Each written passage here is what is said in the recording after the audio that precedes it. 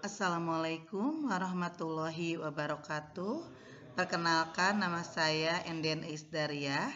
Alhamdulillahirrahmanirrahim. Pada kesempatan hari ini saya akan membahas mengenai ancaman terhadap integrasi nasional.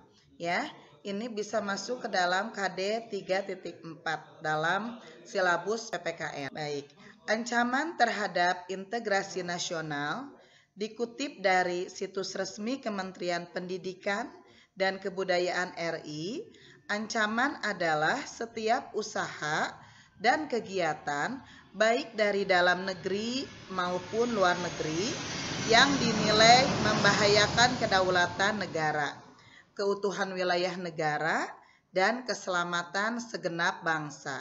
Ancaman integrasi nasional dibagi menjadi dua. Ada ancaman militer, ada ancaman non-militer.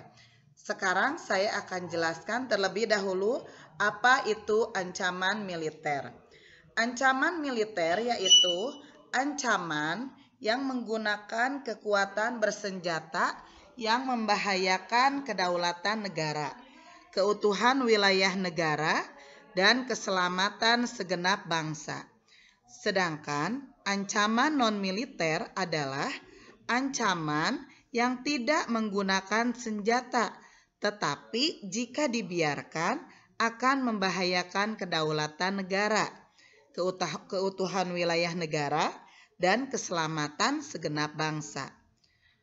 Pada hakikatnya, ancaman non-militer dinilai berpotensi membahayakan kedaulatan negara, kepribadian bangsa, keutuhan wilayah negara, dan keselamatan segenap. Ancaman militer. 1.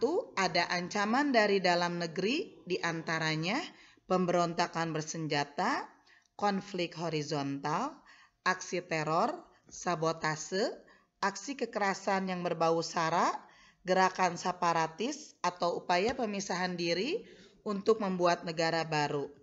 Dan yang kedua adalah ancaman militer dari luar negeri. Di antaranya ada agresi militer, pelanggaran wilayah oleh negara lain, mata-mata atau spionase, sabotase, aksi teror dari jaringan internasional. Sekarang ada ancaman non-militer. Nah, ancaman non-militer mencakup dimensi ideologi, politik, ekonomi, sosial budaya, pertahanan dan keamanan, bahkan teknologi dan informasi.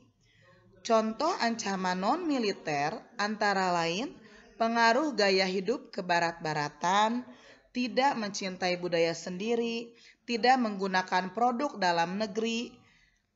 Juga ancaman non-militer memiliki ciri-ciri yaitu tidak bersifat fisik dan bentuknya tidak terlihat.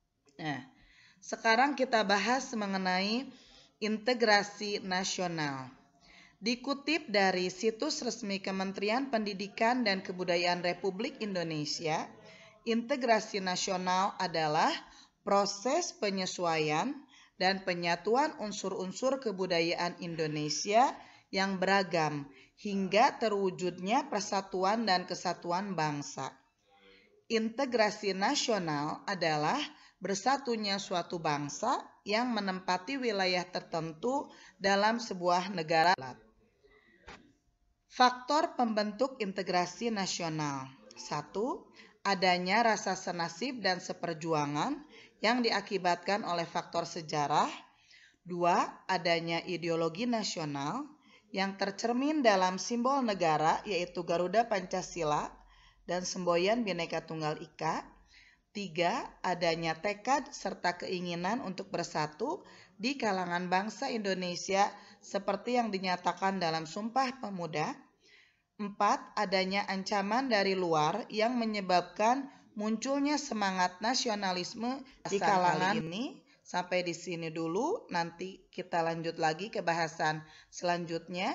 Wassalamualaikum warahmatullahi wabarakatuh.